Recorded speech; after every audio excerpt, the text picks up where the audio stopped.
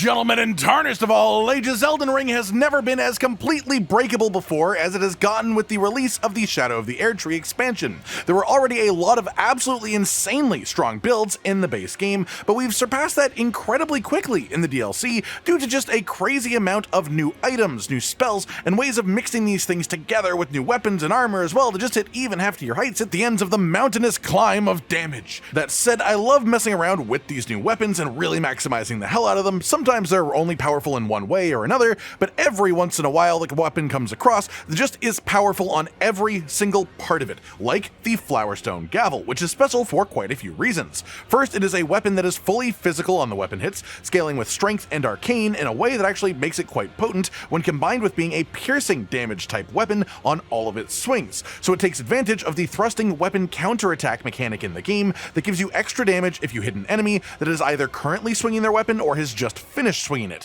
which is honestly great in itself. But this synergizes incredibly well with the new deflecting hard tier in the Wondrous Flask from the expansion that gives you enhanced spontaneous guard. This lets you do an instant guard counter if you time it right, which then benefits from the counterattack bonus as a result with piercing damage. But then on top of all of that, it also has a wildly special weapon skill, which is a charged bolt of ancient dragon lightning raining on your target from the sky. This bolt scales entirely with your arcane stat and the actual weapon level itself, no input from the strength or dex scaling that is on the weapon itself. And interestingly, if you go purely into focusing on arcane and only hitting the minimum strength requirement, it actually hits a really solid AR on the weapon hits as well. So the best way to build around this is a focus on arcane as a stat, which makes the weapon skill itself hit like a truck. And that is before you consider the secondary bonus effect of it, which is that any enemy that is hit by it will have a debuff applied to them, lowering their lightning damage negation by 20%, which quite simply, well, makes them take 20% more damage from lightning. Use the skill again as a result, and it will now do more damage.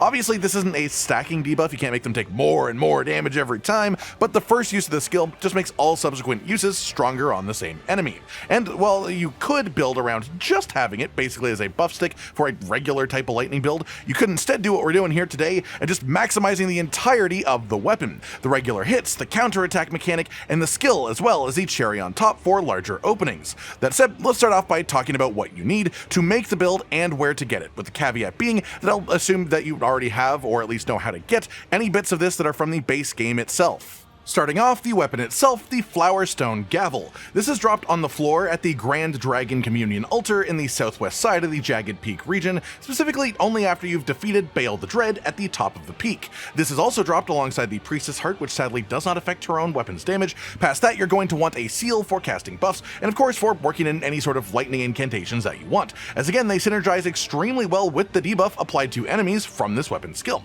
And the one that scales best for our stats is unsurprisingly the Dragon Communion seal. There is the gravelstone seal for boosting dragon cult incantation specifically, but because we are weighted towards arcane rather than faith, it doesn't scale well enough with the bonus anyways to overtake the communion seal anyways. Past that, we have your armor setup, and this is relatively simple.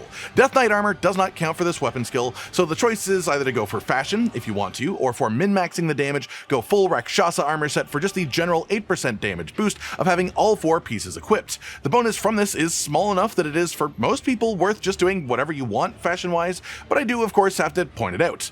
To get this armor then, it is from the boss found in the Eastern Nameless Mausoleum, which is just off of the River's Recluse downstream site of Grace. From here, just head down the gravestones of parkour to the little river above the waterfall, and then follow it along the cliff line until you see the mausoleum in front of you like so. Then following that is of course the talismans for this build, and first up is the Shard of Alexander for an unquestionably high value of 15% bonus damage with the weapon skill, and no negatives in return. Then we have the Godfrey Talisman to boost the damage of charged spells and skills by 15%, and not only is the weapon skill chargeable for bonus damage, which is great, but this setup also allows you to use Dragon Communion incantations at extremely high potency, and the vast majority of those are actually also chargeable, so they benefit from this too. Then we have the Spear Talisman, and this specifically exists to boost the damage of the thrusting counterattack mechanic by 15%, so a further boost to the majority of our weapon hits really. Then your final slot can either be the Lightning Scorpion Charm for a 12% boost to lightning damage at the cost of some damage negation lost, or or if a boss is generally more favorable to focus your guard countering on over the weapon skill, the curved sword talisman for a boost to guard counter damage. Past that, there is the Wondrous Flask of Physic upgrade for the build, and of course we are using the Lightning Shrouding Crack tier here for a 20% boost to lightning damage. This does only affect the weapon skill and not the weapon hits, so you could opt to use the Bloodsucking tier instead for a 20% boost to all damage, but it sucks your health actively out while you're using it, and this build is absolutely more of an all-rounder, powerful experience as opposed to a delete bosses in moments type of thing, at least, you know, outside of more lightning weak enemies. So with that in mind, the health drain does become a bit more of a negative, but it is your choice. The second slot then is going to be always filled by the deflecting hard tier, however. This just enables the entire counterattack, guard counter, double dip and damage boost playstyle, and lets us have spontaneous guard as an effective way to deal with incoming damage, as opposed to only dodging it as well. This one comes from the Furnace Golem that you first see in the expansion, just northwest of the Scorched Runes Site of Grace in the Gravesite Plains. Finally, for the setup then itself is of course the spells that we use. You want your classic buffing incantations, Golden Vow for 15% damage increase and 10% damage negation increase for 80 seconds after casting, then also Flame Grant Me Strength for a 20% boost to physical and fire damage for 30 seconds. This doesn't affect the weapon skill, but does affect the hits themselves, and then you can work in any Dragon Community incantations that you like really, with the two general recommendations that I absolutely have being Rot Breath and Dragon Ice for applying both Scarlet Rot and Frostbite if you have large enough openings against more difficult bosses, as Scarlet Rot, for one of them, will do 60% of a boss's health bar over 3 minutes if you apply it twice in a row within that time. And during that whole time, that time period is your entire deflecting hard tier active uptime. So if you can manage to get those statuses applied consistently, you really can't just go full Turtle mode with the spontaneous guard if you would like to. And now that you know all the pieces to put together to actually make it function, let's talk about the attribute points, where to spend your levels. You want 60 vigor so that you don't get decked in the face by any boss that hits you, then 80 arcane for the soft cap of weapon scaling, minimum strength to actually wield the weapon, and then at least 16 endurance to carry our weight load. Any remaining points that you have should be split between endurance and mine, and I would say to favor endurance generally between the two for more stamina to use in our setup, as the weapon skill actually costs fairly little FP. With that covered, let's just talk how to play.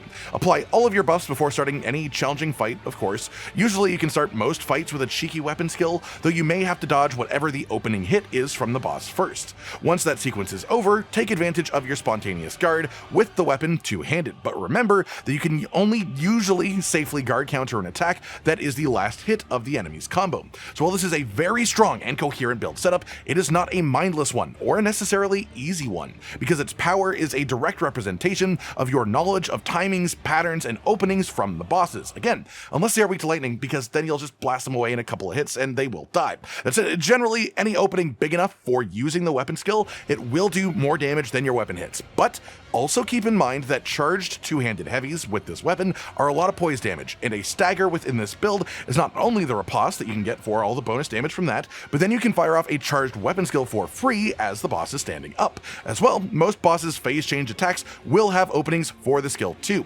So it's just all about recognizing what you can do in any given moment and making the right choice from there. But when you get it right, it feels satisfying as all hell. That just about does it for today then, everyone. I hope you've enjoyed this, and hopefully you enjoyed using it for yourself too, if you choose to do so as well. Like if you liked the video, subscribe and hit the notification bell for more, and most importantly, ladies and gentlemen, until next time, stay sweet. Josh, Cotton, and Hollow with the videos, dropping the humor like a hammer on your tippy toes, bringing entertainment on a daily arrangement to take our insanity and turn it into entertainment. Yes, I said entertainment twice, to reiterate that it is nice to look into your faces on a mostly daily basis when you let us in your homes to make the whole world a stage. Goodbye.